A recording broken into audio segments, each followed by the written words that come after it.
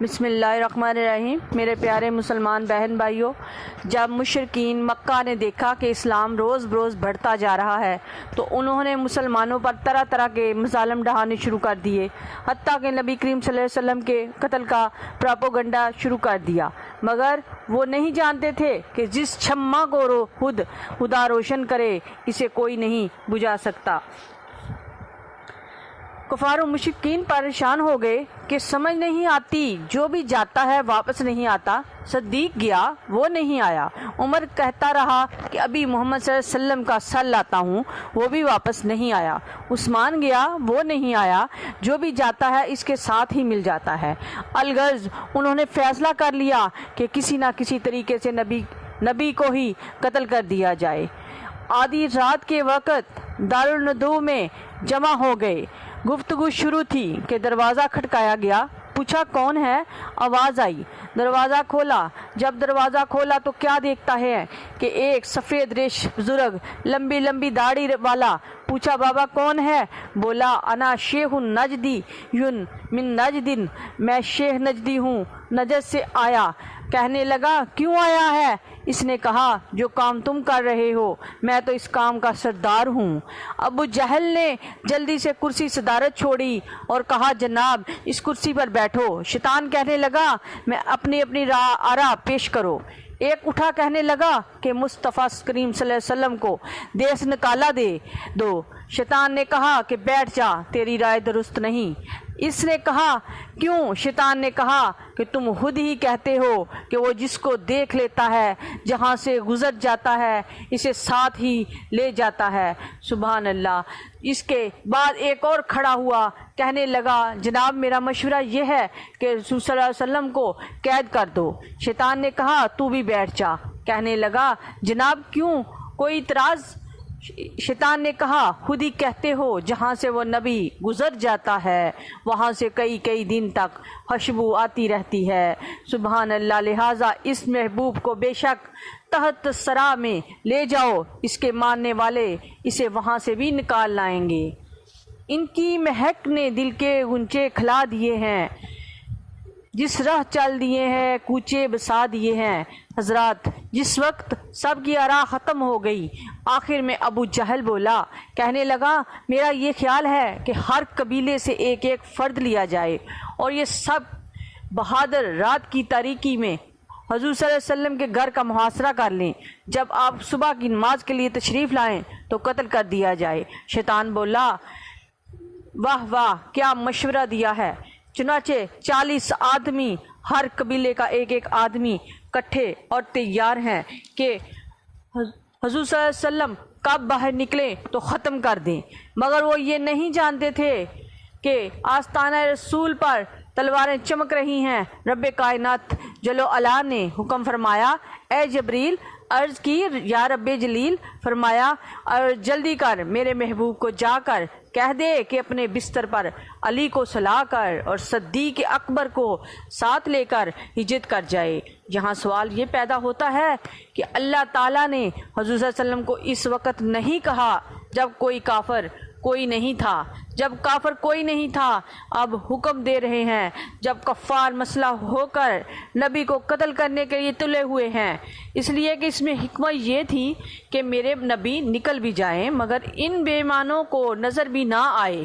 حضرت جبرائیل علیہ السلام حاضر خدمت ہوئے، عرض کی یا رسول اللہ صلی اللہ علیہ وسلم، اللہ تعالیٰ فرماتے ہیں کہ سورہ یاسین کی تلاوت کرتے ہوئے نکلو۔ سرکار دو عالم صلی اللہ علیہ وآلہ وسلم یاسین کی تلاوت کرتے ہوئے نکلے۔ کافر قدموں کی آہٹ تو محسوس کرتے مگر نظر کوئی نہ آتا۔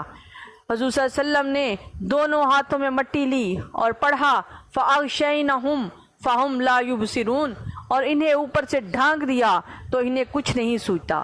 یہ پڑھ کر مٹی ان کافروں کے سروں پر پھینکی اور فرمایا اے کافروں تمہارے چہرے برے ہو گئے۔ حضور صلی اللہ علیہ وسلم باہر تشریف لائے مگر کافروں کو نظر نہ آئے۔ وجہ کیا ہے نظر میں وہ جلوہ گر، وہ نور خدا کا نور ہے، جو تیری نظر میں نہ آ سکا تیری نظر کا قصور ہے۔ ہے والی دو جہان حضرت علی مرتضیٰ رضی اللہ تعالیٰ عنہ کے پاس تشریف لے گئے اور فرمایا، اے علی، میں اللہ تعالیٰ کے حکم سے مکہ چھوڑ کر مدینے جا رہا ہوں، آج رات تم میرے بستر پر سو جاؤ۔ عرض کی، آپ جیسے حکم ہو، غلام حاضر ہے۔ حضرت شیر خدا رضی اللہ تعالیٰ عنہ کہہ سکتے تھے کہ حضور، آپ مجھے موت کے منہ میں ڈال کر جا رہے ہو، لیکن ایسا نہیں، اس لیے کہ علی جانتے تھے کہ جب سلانے والا پیارا مصطفیٰ صلی اللہ علیہ وآلہ وسلم ہے تو پھر جگانے والا کون ہے۔ علی آئے اور بستر رسول پر چادر اوڑھ کر سو گئے۔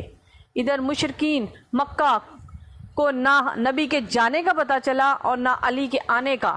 اس کے بعد سرکار دو جہان صلی اللہ علیہ وآلہ وسلم ابو بکر صدیق رضی اللہ تعالیٰ عنہ کے پاس گئے، دروازہ کھٹکایا، اندر سے صدیق اکبر نے آواز دی، لبیکا و سعادیکا یا رسول اللہ، میں حاضر ہوں۔ حضرت صدیق اکبر رضی اللہ تعالیٰ عنہ نے حضور صلی اللہ علیہ وسلم کا استقبال کیا اور معراج کی رات مسجد اقصیٰ میں 1,24,000 نبیوں نے آپ کا استقبال کیا۔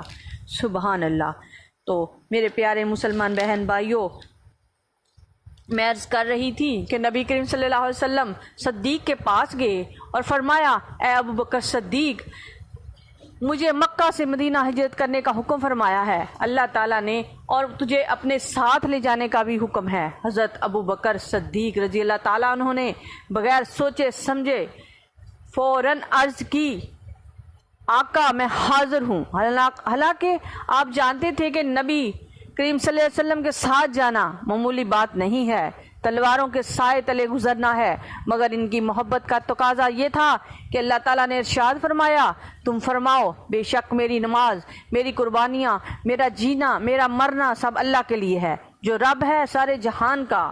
حضور صلی اللہ علیہ وسلم حضرت ابو بکر صدیق رضی اللہ تعالیٰ عنہ کو ساتھ لے کر مکہ سے مدینہ کی طرف روانہ ہو گئے۔ ادھر جب کفار کو پتہ چلا کہ حضور صلی اللہ علیہ وسلم تو جا چکے ہیں تو انہوں نے کھوج لگانا شروع کی، قدموں کو دیکھتے جا رہے ہیں کہ 2 جا رہے ہیں، 2 ہے، اب بھی 2 ہیں۔ جب غار کے قریب گئے تو دیکھا کہ ایک شخص ہے، حیران ہوئے دوسرا کہاں چلا گیا۔